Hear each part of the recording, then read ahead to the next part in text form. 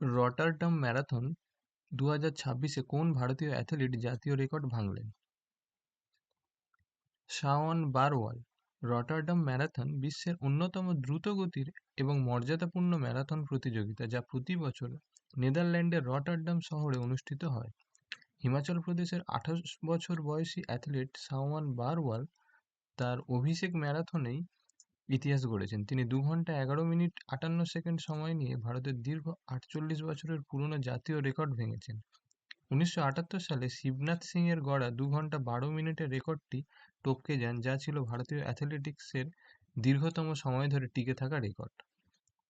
ইথিওপিয়ার গায়ে আদোলা 2 ঘন্টা 3 minute 54 second সময় নিয়ে পুরুষদের বিভাগে প্রথম স্থান অধিকার করেন।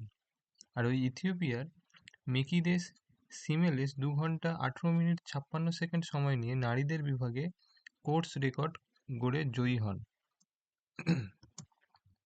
সম্প্রতি খবরে আসা শ্রী চামুণ্ডেশ্বরী টেম্পল ভারতের কোন রাজ্যে অবস্থিত? কর্ণাটক। কর্ণাটকের মহীশূরে চামুণ্ডী পাহাড়ের চূড়ায় অবস্থিত এই মন্দিরটি সম্প্রতি আইনি বিতর্কের কারণে সংবাদে ছিল।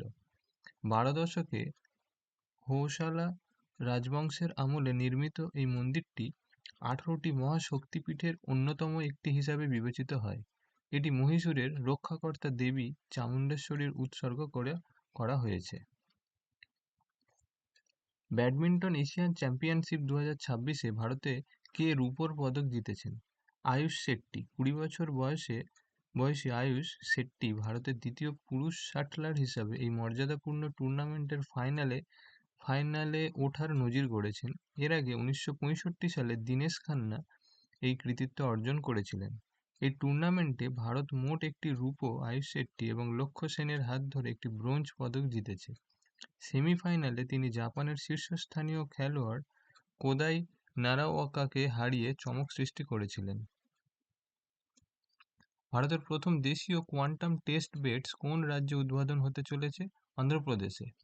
মুখ্যমন্ত্রী এন চন্দ্রবাবু নাইডু 14 এপ্রিল 2026 তারিখে অন্ধ্রপ্রদেশে ভারতের প্রথম কোয়ান্টাম কম্পিউটিং টেস্ট বেড উদ্বোধন করার পরিকল্পনা করেছেন।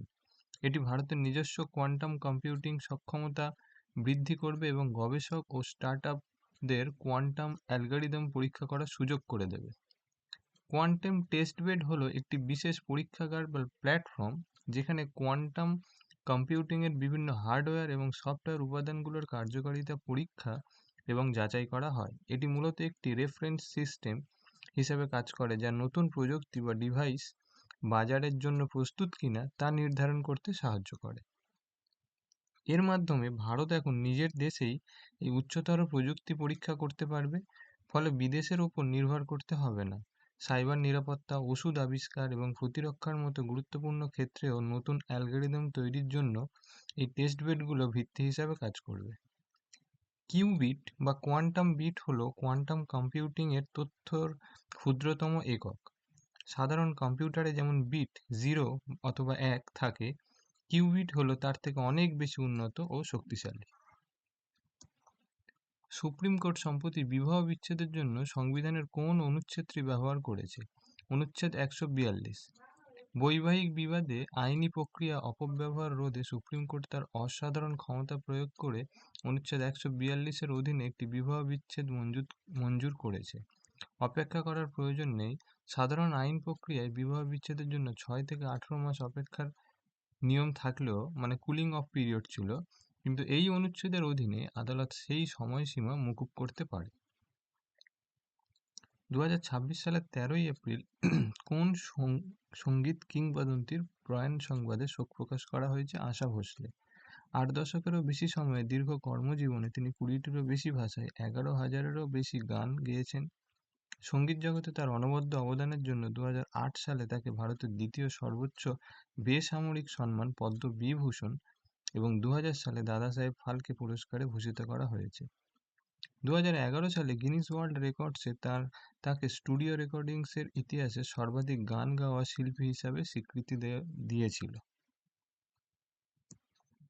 সম্প্রতি কোন কার্গিল যুদ্ধবীরের মৃত্যু সংবাদ প্রকাশিত হয়েছে? কর্নেল সোনম ওয়াংচুক। কার্গিল যুদ্ধের অন্যতম নায়ক এবং মহাবীর চক্র প্রাপক কর্নেল সোনম ওয়াংচুক প্রয়াত হয়েছেন 1999 সালের কার্গিল যুদ্ধের সময় লাদাখ স্কাউটসের এই বীর অফিসার অত্যন্ত প্রতিকূল পরিস্থিতিতে চোরবাতলা নামক একটি গুরুত্বপূর্ণ কৌশলগত পাহাড় পুনরুদ্ধার করেছিলেন। তাঁর এই অসীম সাহসিকতার জন্য ভারত সরকার তাকে দেশের দ্বিতীয় সর্বোচ্চ সামরিক সম্মান মহাবীর চক্র প্রদান করে। পাহাড়ে তার অসামান্য রণকৌশল এবং সাহসের কারণে তাকে আদর করে লাদাখ লায়ন বা লর্ডস অব দ্য পিক্স বলা হতো। আমেরিকার কোন শহরে স্বামী বিবেকানন্দের মূর্তি উন্মোচন করা হয়েছে? সিয়াটেল। সাংস্কৃতিক কূটনীতি বৃদ্ধির লক্ষ্যে আমেরিকার সিয়াটেল শহরে স্বামী বিবেকানন্দের একটি মূর্তি উন্মোচন করা হয়েছে। স্বামী বিবেকানন্দের বাণী এবং বিশ্ব শান্তির বার্তাকে বিশ্বমঞ্চে স্মরণীয় করে রাখতেই এই উদ্যোগ নেওয়া হয়েছে। হাঙ্গেরির নির্বাচনে 16 বছরের ভিক্টর ওরবান শাসনের অবসান ঘটিয়ে কে জয়লাভ করেছেন? পিটার মাগায়ার। হাঙ্গেরির রাজনীতিতে এক ঐতিহাসিক পরিবর্তনের মাধ্যমে পিটার মাগায়ার ভূমিধস জয়লাভ করেছেন। পিটার মাগায়ার একসময় ওরবান প্রশাসনের ঘনিষ্ঠ ছিলেন, কিন্তু দুর্নীতির অভিযোগ তুলে তিনি বিরোধী শিবিরে যোগ দেন এবং দ্রুত জনসমর্থন লাভ করেন। কোন দেশ সম্প্রতি স্ট্যানফোর্ড ইউনিভার্সিটিকে অবাঞ্ছিত হিসাবে ঘোষণা করেছে? রাশিয়া। রাশিয়া স্ট্যানফোর্ড বিশ্ববিদ্যালয়কে অবাঞ্ছিত তকমা দিয়েছে, যার ফলে সেখানকার ছাত্রদের জন্য ঝুঁকি তৈরি হতে পারে। নিষেধাজ্ঞার কারণ রাশিয়ার প্রসিকিউটর জেনারেল অফিসের মতে এই বিশ্ববিদ্যালয়টি এমন কিছু কার্যক্রম পরিচালনা করছে যা রাশিয়ার সাংবিধানিক শৃঙ্খলা এবং নিরাপত্তার জন্য হুমকি স্বরূপ। বিশেষ করে স্ট্যানফোর্ড সম্পর্কিত কিছু প্রকল্পের বিরুদ্ধে রুশ বিরোধী প্ররোচনার অভিযোগ আনা হয়েছে। 13ই এপ্রিল পালন করা হয় সিয়াচেন দিবস। এটি ভারতীয় সেনার কোন অপারেশনের সাথে যুক্ত? অপারেশন মেঘদূত। বিশ্বের উচ্চতম রণক্ষেত্রে ভারতীয় সেনার সাহসিকতাকে সম্মান জানাতে এই দিনটি পালিত হয়। 1948 সালের 13ই এপ্রিল ভারতীয় সেনাবাহিনী কৌশলগতভাবে গুরুত্বপূর্ণ সিয়াচেন হিমবাহ নিয়ন্ত্রণ নেওয়ার জন্য এই অভিযান শুরু করেছিলেন। এটি ছিল বিশ্বের সর্বোচ্চ রণক্ষেত্রে পরিচালিত প্রথম কোনো বড় মাপের সামরিক অভিযান। এর মাধ্যমে ভারত সিয়াচেনের সালতোরো রিজের প্রধান গিরিপথগুলোর নিয়ন্ত্রণ লাভ করে। এই অভিযানে নেতৃত্ব দিয়েছিলেন লেফটেন্যান্ট জেনারেল প্রেমনাথ হুন। অত্যন্ত প্রতিকূল আবহাওয়া এবং -50°C তাপমাত্রার মধ্যেও ভারতীয় সেনারা অদম্য সাহসিকতার পরিচয় দিয়েছিলেন। নায়েব সুবেদার বানা সিং এই অঞ্চলের সর্বোচ্চ শৃঙ্গ, যা পরে বানা পোস্ট নামে পরিচিত হয়, জয়ের জন্য পরম বীর চক্র লাভ করেন। সম্প্রতি কোন দেশ কৃত্রিম বুদ্ধিমত্তা এআই নিয়ন্ত্রণের জন্য প্রথম আন্তর্জাতিক আইন কার্যকর করার ঘোষণা দিয়েছে? ইউরোপীয় ইউনিয়ন। ইউরোপীয় ইউনিয়ন সম্প্রতি এআই অ্যাক্ট নামক বিশ্বের প্রথম ব্যাপক ভিত্তিক কৃত্রিম বুদ্ধিমত্তা নিয়ন্ত্রণ আইনটি কার্যকর করার ঘোষণা দিয়েছে। মানুষের আচরণ পরিবর্তন করতে পারে এমন এআই বা সামাজিক স্কোরিং সিস্টেমের মতো অত্যন্ত ঝুঁকিপূর্ণ প্রযুক্তিগুলো এই আইনের অধীনে সম্পূর্ণ নিষিদ্ধ। চলো 13ই এপ্রিলের যে কুইজ ছিল তার আনসারগুলো জেনে নিই। সম্প্রতি কোন রাজ্যে লিথিয়াম খনির সন্ধান পাওয়া গেছে? রাজস্থানে। ভারতীয় নৌবাহিনীতে 12ই এপ্রিল যুক্ত হওয়া যুদ্ধ জাহাজটির নাম কি? INS Venus.